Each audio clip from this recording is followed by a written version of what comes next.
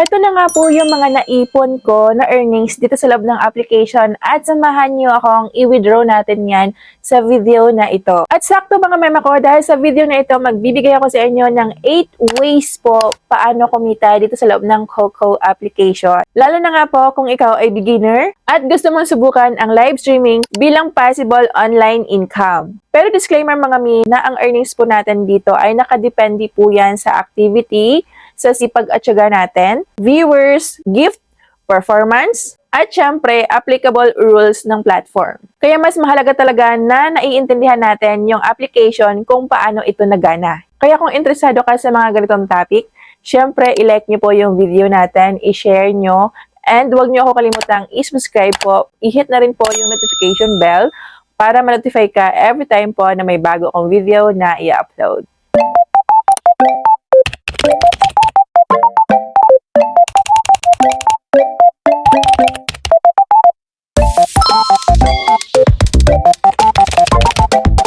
So sa mga wala pa nitong application na ito, available po yan sa ating pinned comment section or description below kung kayo ay tamad pumunta sa Play Store or di kaya sa App Store, or pwede nyo rin pong i-enter yung aking referral code. So start na tayo. Way number 1 ay si live streaming. Isa sa mga pangunahing paraan ay ang pagla-live stream. Habang nagla-live ka, maaari kang makatanggap ng mga virtual gift mula sa mga viewers mo. Pwede ka rin gumawa ng wholesome content habang nagla-live ka. Tulad na lang ng mga kwentuhan, Q&A session, singing, games, entertainment, at mga daily life content. Ang goal dito ay magkaroon ka ng regular viewers and syempre mga bagong followers na gustong bumalik sa live mo. Way number 2 mga mema ko is gift and fans support. Kapag nagustuhan nga po ng viewers yung content mo, maaari silang magpadala ng mga virtual gift or support nila para sa'yo. Pero tip lang mga mema ko ha, huwag nyong pilitin yung mga viewers nyo na magbigay. Hayaan nyo silang, kusa silang magbigay. Way number 3 dito is fan club at subscription. Ayon sa Coco Live Host Policy, sila ay may features tulad ng mga fan club at subscription para sa mga eligible creators. Pwede itong maging additional source of income mo kapag nandito ka sa loob ng app. Pero syempre, depende po yan sa available features ng account mo. Way number 4 ay ito pong si party mode.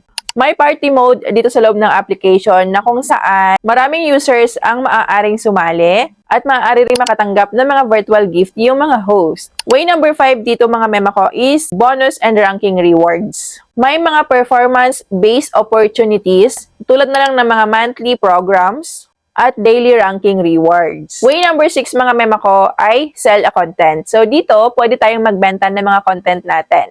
Ayon din sa host policy, pwedeng magkaroon ng option ang mga eligible creators na magbenta ng content dito sa loob ng app. Kagaya na lang po ng mga videos, photos, o recordings ng live stream. Pero syempre, siguraduhin nyo lang na nakasunod kayo sa rules and regulations po dito sa platform. Way number 7 mga mi, paid video calls. Bayad po yung pag-video call dito. Dito sa app ay may feature din para sa mga paid video calls, na kung saan maaaring kumita yung mga eligible creator based doon sa duration o di kaya applicable payment system ng platform. Way number 8 dito mga mema ko ay ito namang agency program. Kung interesado kang mag-agent o mag-build ng team mo, may agency program din si Coco app. May mga application process para doon sa mga gustong mag-agent. Pero dito naman, regarding sa pag-i-agent, dapat dito ay dumaan tayo sa Coco official mismo at huwag basta-basta magbayad doon sa mga random recruiters. So, ayun po yung mga 8 na paraan or 8 ways po para kumita dito sa loob ng Coco application. Ngayon naman, magbibigay ako sa inyo ng mga iilang tips lang para doon sa mga beginners. Tip number 1 dito mga mema ko ay magkaroon kayo ng regular live stream schedule.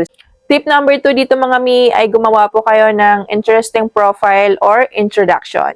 Tip number 3 is maging friendly at maging interactive sa mga viewers. Tip number 4 ay mag-focus ka sa isang content style mo na kung saan ay komportable ka.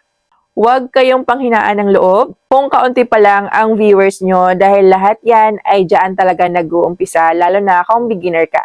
Kung beginner ka dito sa loob ng application, pinaka-importante ay ang mag-umpisa or magsimula ng maayos. Maging consistent At syempre, siguraduhin na nasunod kayo sa rules and regulations po dito sa platform. Kung nakatulong sa iyo ang video na ito, huwag kalimutang mag-like, mag-subscribe, at syempre, i-share ang video na ito para doon sa mga gustong matuto regarding po kay Coco app. Comment down below Coco Guide kung gusto nyo pa ng mga more videos pa tungkol kay Coco application. And mga mi, bago ko tapusin yung video na ito, isisingit ko lang kung kayo ay naghahanap ng murang mabibilhan ng coins para po kay Popo sa Chamet, sa Sugo, sa Star Maker, and sa marami pang ibang mga earning applications. Alam nyo ba na itong si Kuko DP ay nagbebenta nga po ng sobrang mura lamang. Dito ay open sila 24 hours and sobrang bilis lamang ng kanilang transaksyon. Paano kayo makapunta sa kanilang shop? Meron akong ilalagay ng mga link po sa may pinned comment section or description below. I-click nyo lang po yan and direct na po kayo mapupunta doon sa kanilang shop.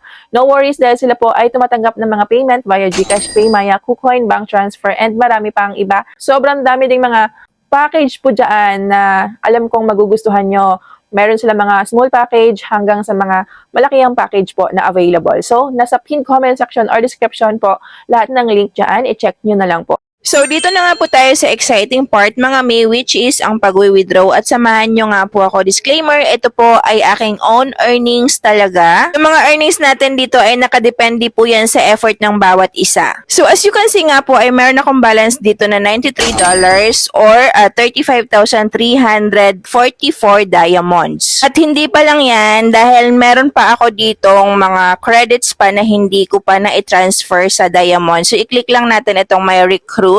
And kung makikita nyo, meron akong current balance dito na 9,928 diamonds or credits. So, ang gagawin natin, i-withdraw natin yan para mapupunta po sa ating diamonds diretso. Para nga po maisama ko siya sa aking withdrawal ngayon. Click lang natin yung withdraw, mga mi, and i-type lang po natin yung I want to withdraw the amount of 9,928. Ayan, then submit. So, okay na siya, mga mi. Nakasubmit na tayo. Back na lang tayo.